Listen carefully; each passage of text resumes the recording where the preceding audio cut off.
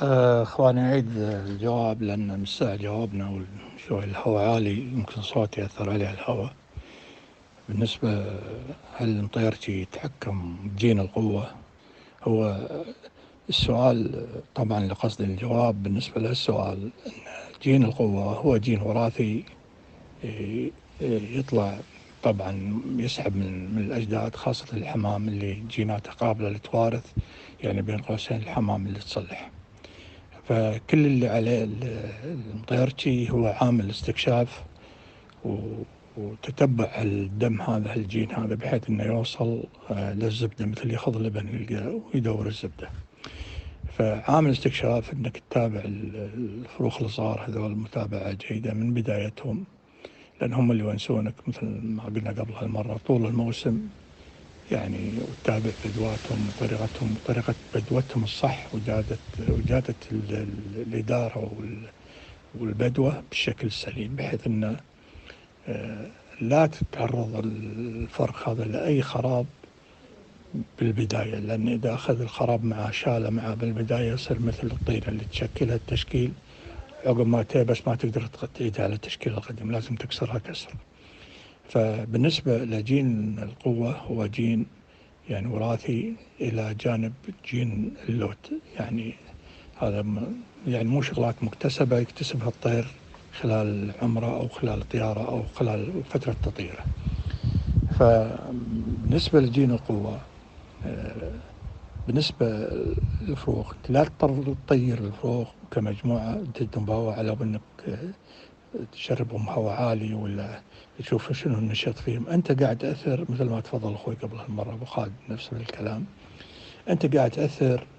يعني إذا أنت مراقب لك الطير دائما، أنت الفروخ دائما يكون طير أو طيرين لافتين نظرك، دائما العين عليها وتسأل عنهم، وإذا طاروا شنو هالطير هذا دائما عينك عليه وتتابع بدوته، هذا الطير مميز لافت نظرك. فلا بد ان في حمام ثاني بس ما وصلت لمرحله بدوه الطير، يعني هذا سبقهم شوي البدوه، لكن مو معناته الباقي مو زينين. فانت لا تتوقع انه صار هواء حطيت الطير هذا مع مجموعته ودزيته عشان تشوف الطير هذا شربت الهواء يصير الطير يتحمل الهواء ولا ما يتحمل. ما تصير العمليه بهالطريقه. بطريقه مثل ما قال قبل شوي اخوي ابو خالد، انك قاعد تاثر على باقي الحمام. الحمام ما وصلت لمرحلة النضوج بالبدوة بحيث أنه يبين لعبه وأداءه، فاحتمال أن الفروخ هذا الصغار تقاضب تحفظ بالهواء، وفي بعضهم لا يتأثرون يمكن أجنحتهم تتملع. فأنت أديت يعني صدت بتكتشف شيء، ولكن محوت شغلات وايدة ولعبت بباقي بدوات الحمام وضيعتها على نفسك، بحيث انه شنو احتمال يصير فيهم خراب ويصير فيهم، خاصة الفرخ الصغير اللي يحوشه هواء ما يقاشه ما يقاويه، حتى لو يكمل معك عقب الطيار هذا وتشوفه ويطق راس ويجر ويكمل بدوته داير بالمستقبل، تبدأ في عملية الحركة. دائما هذا احنا طبقناه وشفناه. الطير اللي يطير بهواء يعني دائما الطير شنو يطير بالسوايب، إذا كان هو مسيطر على السوايب قال راح يلعب ويؤدي، ولكن إذا السوايب سيطرت عليه هذاك الفرخ اللي يتحفظ ويقضب نفسه. ولكن بعضهم لا يعاند فيعطي من نفسه زيادة ضد السايب، هذا هو اللي نقصده داير احتمال يعرض نفسه للحركة، وصارت وهذا فعلا صارت يعني. لكن احنا نتكلم عامل استكشاف، شلون تستكشف ان هذا الفرخ ان فيه يعني جين قوة. هالطريقة انا اتبعتها وجابت معي نتيجة، والحمد لله ان شاء الله باقي الربع يطبقونها ان شاء الله توصل لنتيجة وياهم. أجيب الفرخ اللي أشوفه يعني فيه النشط وطاقة الرأس صحيحة والبدوة متمكن من طاقة الرأس، لأن طاقة الرأس بالنسبة للفرخ هي تقريبا 80% من مستوى البدوة، بدوة الفرخ. وكل ما أجت طاقة الرأس بالبداية راح تريحك بالمستقبل، فراح تفكك من جميع أغلب الخرابات اللي تصير نتيجة طاقة الرأس السيئة أو عدم طاقة الرأس، أو يعني يعني أن نطير شيء على الفرخ ويتأثر في بدوته. فتجيب الفرخ هذا الحلو اللي طاق روس اللي مفتل، يكون مفتل طبعا يلعب على الجناحين يعني شاغل، تطولها فترة تهدى بهويات خفيفة 25 30 يعني الهواء الفروق يعني، لكن تبي تعرف إن هل هذا يتحمل الهواء أو ما يتحمل، أساس لا تعيل عليه